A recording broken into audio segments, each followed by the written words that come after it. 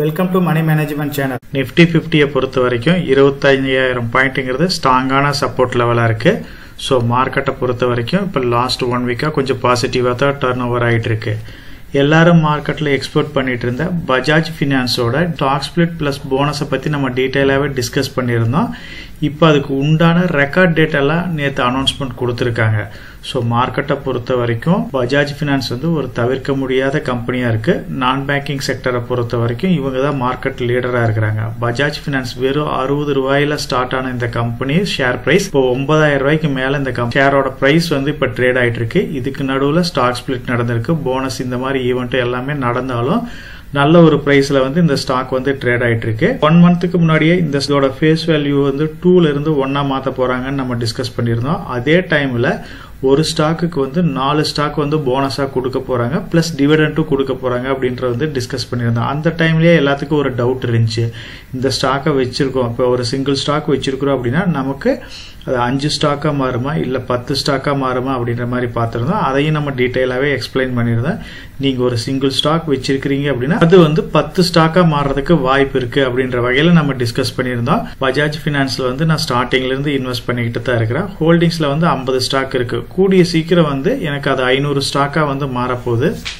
பஜாஜ் ஃபினான்ஸை பொறுத்த வரைக்கும் நம்ம டீட்டெயிலாகவே டிஸ்கஸ் பண்ணிட்டோம். இது வந்து நிஃப்டி 50ல இருக்கிற ஒரு மிகப்பெரிய கம்பெனியா இருக்கு. மியூச்சுவல் ஃபண்ட் ஹோல்டிங்ஸை பொறுத்த வரைக்கும் மோஸ்ட் பாப்புலர் ஸ்டாக்ஸா இருக்கு. அது இல்லாம மியூச்சுவல் ஃபண்ட் ஹோல்டிங்ஸ்ல லிஸ்ட் ஆயிருக்கிற டாப் 100 கம்பெனிஸ்ல இது லிஸ்ட் ஆயிருக்கு. மார்க்கெட் கேபிட்டல் வைஸும் வந்து இது டாப் 100 கம்பெனிஸ்குள்ள இருக்கு. எல்லா வகையிலையும் வந்து இந்த கம்பெனி வந்து ஒரு சூட்டபுளான கம்பெனியா தான் இருக்கு. பர்டிகுலரா இந்த கம்பெனியோட ப்ரொமோட்டரும் வந்து ஒரு ஸ்ட்ராங்கான ப்ரொமோட்டரா இருக்கிறதுனால எல்லா வகையிலையும் இந்த கம்பெனிக்கு வந்து ஃபேவரான நியூஸ் தான் இருக்கு. அதனாலதான் இந்த ஸ்டாக் வந்து மார்க்கெட்ல எப்பயுமே வந்து ஒரு பிரீமியம் பிரைஸ்ல வந்து ட்ரேட் ஆயிட்டு இருக்கும்.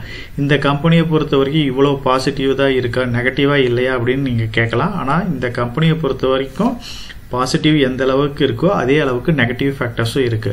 பாசிட்டிவ் அப்படின்னு பாத்தீங்க அப்படின்னா இந்த கம்பெனியோட growth வந்து கண்டினியூஸா வந்து இம்ப்ரூவ் ஆகிட்டே தான் இருக்கு. ஏன்னா நான் பேங்கிங் அப்படின்னாவே பேங்கிங் செக்டர் மாதிரி இவங்களுக்கு நிறைய ரூல்ஸ் அண்ட் ரெகுலேஷன்ஸ் வந்து கொஞ்சம் கம்மியா இருக்கும். அதனால வந்து இவங்க நல்ல ப்ராஃபிட் மேக் பண்ண முடியும்.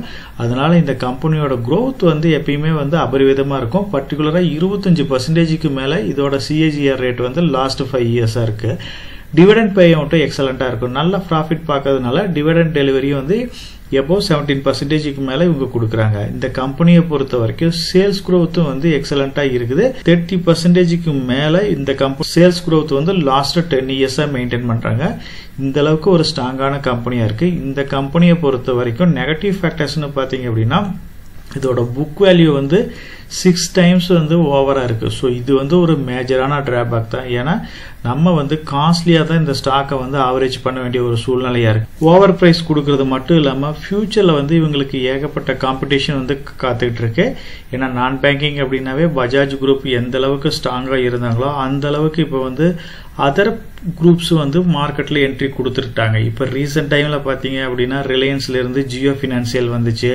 அதுக்கப்புறம் சோழமண்டலம், ஸ்ரீராம் பினான்ஸ், இந்த மாதிரி இவங்க ஏகப்பட்ட கம்பெனிஸ் வந்து எக்ஸலண்டா பர்ஃபார்ம் பண்ணிட்டு இருக்கிறாங்க. இவங்க என்ன கான்செப்ட் யூஸ் பண்றாங்களோ அதே அனாலிசிஸ் மெத்தட் யூஸ் பண்ணி இவங்களும் லோன் கொடுக்கறதுனால பஜாஜ் பினான்ஸ்க்கு வந்து ஒரு ஹெவியான காம்படிஷன் இருக்குது. ஃபியூச்சரை பொறுத்த வரைக்கும் லோன் அப்படின்னாவே ஒரு குறிப்பிட்ட வருஷத்துக்கு முன்னாடி பஜாஜ் பினான்ஸ் தான் ஃபேமஸா இருந்துச்சு. இப்போ வந்து மார்க்கெட்ல கூடிய சீக்கிரம் டாடா கேபிட்டல் வரப்போகுது, அதே மாதிரி கோத்ரேஜ், இவங்க எல்லாமே வந்து நான் பேங்கிங் செக்டர்ல என்ட்ரி கொடுக்கறதுனால இந்த கம்பெனியோட growthல வந்து ஒரு சில தேக்க நிலை வர்றதுக்கு வாய்ப்பு இருக்கு. கஸ்டமர் பாயிண்ட் ஆஃப் வியூ பொறுத்த வரைக்கும் இவங்க அதர் இப்ப டாடா குரூப் ஆகட்டும், கோத்ரேஜ் இந்த மாதிரி குரூப் கூட கம்பேர் பண்றப்ப இதோட ப்ரிஃபரன்ஸ் வந்து கொஞ்சம் கம்மியா தான் இருக்கும். இன்ட்ரெஸ்ட் ரேட் வந்து கொஞ்சம் ஜாஸ்தியா இருக்கும். இதெல்லாம் வந்து இவங்க பேலன்ஸ் பண்ண வேண்டியது இருக்கு. இந்த ப்ராப்ளத்தை எல்லாமே வந்து இவங்க சால்வ் பண்ணிட்டு கண்டிப்பா நெக்ஸ்ட் லெவலுக்கு போற அளவுக்கு இந்த கம்பெனியோட கெப்பாசிட்டி இருக்கு. அதோட ப்ரொமோட்டர்ஸ் வந்து அந்த அளவுக்கு ஸ்ட்ராங்கா இருக்காங்க. ஸோ எவ்வளவுதான் ப்ராப்ளம் வந்தாலும் இந்த கம்பெனி வந்து கண்டிப்பா நெக்ஸ்ட் லெவலுக்கு மூவ் பண்ற அளவுக்கு இவங்க எல்லா ஸ்டெப்ஸும் ரெகுலரா இப்ப எடுத்துக்கிட்டு தான் இருக்கிறாங்க. இப்ப அனௌன்ஸ்மெண்ட் கொடுத்தபடி இந்த கம்பெனில வந்து ஃபர்ஸ்ட் வந்து ஸ்டாக் ஸ்பிளிட் நடக்க போகுது. எக்ஸாம்பிளுக்கு இப்ப வந்து ஒரு 100 ஸ்டாக் வந்து உங்களோட ஹோல்டிங்ஸ்ல வச்சிருக்கீங்க அப்படின்னா கம்பெனியோட ஃபேஸ் வேல்யூ 2வா இருக்கிறது சிங்கிளா மாற போகுது. அப்போ 100 ஸ்டாக் இருக்குது அப்படின்னா உங்களோட ஹோல்டிங்ஸில் வந்து அது 200 ஸ்டாக்காக மாறும். இந்த ஸ்டாக் ஸ்பிளிட் முடிஞ்சதுக்கப்புறம் இமீடியட்டாக வந்து போனஸும் வந்து ஆஃபர் பண்ணுறாங்க. போனஸை பொறுத்த வரைக்கும் ஒரு ஸ்டாக் இருக்குது அப்படின்னா அதுக்கு 4 ஸ்டாக் கொடுக்க போகிறாங்க. ஸோ இப்போ ஆல்ரெடி உங்களோட ஹோல்டிங்ஸில் வந்து 100 ஸ்டாக் வந்து 200 ஸ்டாக்காக மாறி இருக்கும். ஆஃப்டர் அந்த 200 ஸ்டாக் வந்து போனஸ் கொடுக்குறப்போ உங்களுக்கு மறுபடியும் வந்து அது 800 ஸ்டாக்ஸாக மாறி இருக்கும். இந்த 800 ஸ்டாக்ஸ் ஆல்ரெடி உங்களோட ஹோல்டிங்ஸில் இருக்கிற 200 ஸ்டாக்ஸ் டோட்டலாக வந்து 1000 ஸ்டாக்ஸாக மாறப்போகுது. நீங்கள் வந்து 100 ஸ்டாக்ஸ் வந்து ஹோல்ட் பண்ணுறீங்க அப்படின்னா இது வந்து 1000 ஸ்டாக்காக வந்து மாறப்போகுது. ஸ்டாக்கோட குவான்டிட்டியில் ஒரு மிகப்பெரிய மாற்றம் வந்து உங்களோட ஹோல்டிங்ஸில் நடக்க போகுது.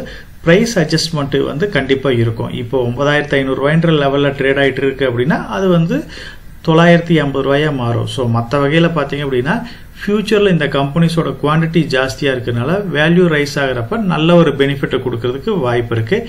என்னோட ஹோல்டிங்ஸை பொறுத்த வரைக்கும் இந்த கம்பெனியில் நான் 2018 இன்வெஸ்ட் பண்ணிட்டு இருக்கிறேன். 2018க்கு முன்னாடியே பார்த்தீங்க அப்படின்னா ஓரளவுக்கு ஹோல்டிங்ஸ் வச்சுருந்தேன். குமுலேட்டிவாக இதில் 30 ஸ்டாக் அப்படின்றத ஆவரேஜ் ப்ரைஸே வந்து எனக்கு 3700 ரூபா அந்த லெவலில் வந்து என்னோட 2018 வரைக்கும் இந்த கம்பெனியில் ஹோல்டிங்ஸ் இருந்துச்சு. அதுக்கப்புறம் இப்போ ரீசெண்ட் டைமில் 2024-25 வந்து இதை வந்து 6000 ரூபாய் இந்த லெவலில் வந்து கொஞ்சம் அக்கமுலேட் பண்ணேன். ஸோ இப்போ என்னோட ஹோல்டிங்ஸை பொறுத்த வரைக்கும் 48 ஸ்டாக்ஸ் இருந்துச்சு. ஆஃப்டர் இப்போ இந்த அனௌன்ஸ்மெண்ட்டுக்கு ரவுண்ட் ஆஃப் பர்பஸ்க்கோசரம் பார்த்தீங்க அப்படின்னா ஒரு 2 ஸ்டாக் வந்து நான் வாங்கினேன். அது 9000 ரூபாய்ன்ற ப்ரைஸில் தான் நான் வாங்கினேன். ஸோ மற்ற வகையில் இந்த கம்பெனிலேருந்து ஸ்டார்டிங்லேருந்து எனக்கு இன்வெஸ்ட் பண்ணிட்டு இருக்கனால என்னோட ஹோல்டிங்ஸில் வந்து நல்ல ஒரு ஆவரேஜ் ப்ரைஸில் வந்து இந்த ஸ்டாக் வந்து உட்காந்துருக்கு. அதே வகையில் பார்த்தீங்க அப்படின்னா என்னோட ஹோல்டிங்ஸில் 50 ஸ்டாக் இருக்குது. என்னோட ஆவரேஜ் ப்ரைஸ் வந்து 5169 ரூபா இருக்குது. இது ஸ்டாக் ஸ்பிளிட் நடக்கிறப்ப ப்ளஸ் போனஸ் ஆஃப்டர் போனஸ்க்கு அப்புறம் 516 ரூபாயா என்னோட ஆவரேஜ் ப்ரைஸ் இருக்கும். அதே வகையில் இந்த ஸ்டாக்கோட ப்ரைஸ் வந்து இப்போ 9500 ரூபா அப்படின்னா 950 ரூபாயே மாறும். டோட்டல் ப்ராஃபிட்னு பார்த்தீங்க அப்படின்னா 90% பக்கமாக இந்த ஸ்டாக் வந்து எனக்கு ஒரு நல்ல ரிட்டர்னை கொடுத்துருக்கு. பஜாஜ் குரூப்பை பொறுத்த வரைக்கும் என்னோட ஹோல்டிங்ஸில் பஜாஜ் ஃபினான்ஸ் இருக்கு, பஜாஜ் ஃபின்சர்வ் இருக்கு, பஜாஜ் ஆட்டோஸ் இருக்கு, பஜாஜ் ஹவுசிங் ஃபினான்ஸ் வந்து எனக்கு ஐபிஓலே அலாட்மெண்ட் கிடைச்சிச்சு. ஸோ அதனால பஜாஜ் குரூப்ல இந்த கம்பெனி மட்டும் இல்லை ரிமைனிங் இருக்கிற எல்லா கம்பெனிஸுமே எனக்கு ஒரு நல்ல ரிட்டர்னை கொடுத்துருக்கு. மார்க்கெட்டை பொறுத்த வரைக்கும் இப்போ ரீசெண்ட் டைமில் இருக்கிற ப்ரைஸில் இந்த ஸ்டாக்கை வந்து நம்ம அக்கமுலேட் பண்ணலாமான்னு கேட்டால் கண்டிப்பாக கிடையாது. இது வந்து ஒரு ஓவர் வேல்யூஷன் ஸ்டாக்காக தான் இருக்குது. இப்போ ஒரு ஸ்டாக் வாங்கினா உங்களுக்கு 10 ஸ்டாக் வரும், இல்லை 50 ஸ்டாக் வாங்கினா 500 ஸ்டாக்காக மாறும். இந்த பர்பஸ்க்கோசரம் நம்ம இந்த ஸ்டாக்கை வந்து கன்சிடர் பண்ணணுன்ற அவசியம் கிடையாது. ஏன்னா மார்க்கெட்டில் இது வந்து ஜஸ்ட் வந்து ஒரு price adjustment plus quantity changes மட்டும்தான் நடக்க போகுது. அதனால வந்து நீங்கள் பார்ட்டிசிபேட் பண்ணணும் கிடையாது. கண்டிப்பாக ஏதாச்சும் ஒரு ஆப்பர்ச்சுனிட்டி கிடைக்கிது அப்படின்னா இந்த ஸ்டாக்கை வந்து நீங்கள் வந்து அக்குமுலேட் பண்ணலாம். இப்போ இருக்கிற ப்ரைஸில் வந்து கண்டிப்பாக நான் பண்ண மாட்டேன். ஏதாச்சும் ஃபியூச்சரில் எனக்கு நல்ல ஆப்பர்ச்சுனிட்டி கிடைச்சிச்சு அப்படின்னா நான் இன்வெஸ்ட் பண்ணிக்கிட்டே தான் இருக்க போகிறேன். ஸோ லாங் டேர்மில் இந்த மாதிரி கம்பெனிஸ், அதாவது ஃபண்டமெண்டலாக ஸ்ட்ராங்கான கம்பெனிஸ் நம்ம ஹோல்டிங்ஸில் வச்சுருக்கிறோம் அப்படின்னா ஃபியூச்சரில் வந்து ஒரு எக்ஸலண்ட்டான குரோத்தை வந்து கிரியேட் பண்ணுறதுக்கு நிறைய பாசிபிலிட்டிஸ் இருக்குது. என்னோட ஹோல்டிங்ஸே இதுக்கு ஒரு பெஸ்ட் எக்ஸாம்பிளாக நீங்கள் வந்து பார்க்கலாம். இந்த ஸ்டாக்கை சப்போஸ் நீங்கள் ஏதாவது ரவுண்ட் ஆஃப் பர்பஸ்க்கோசரம் நீங்கள் கன்சிடர் பண்ணணும் அப்படின்னா June 13க்குள்ளே உங்களோட ஹோல்டிங்ஸில் இருக்கிற மாதிரி பார்த்துக்குங்க.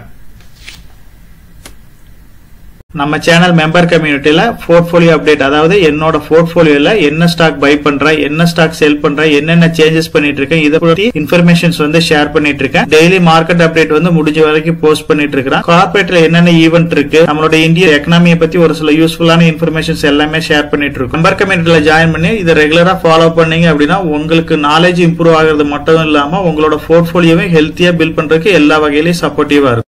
இப்ப டிஸ்கஸ் பண்ண இன்ஃபர்மேஷன் எல்லாம் உங்களுக்கு யூஸ்ஃபுல்லா இருக்கும்னு நினைக்கிறேன்.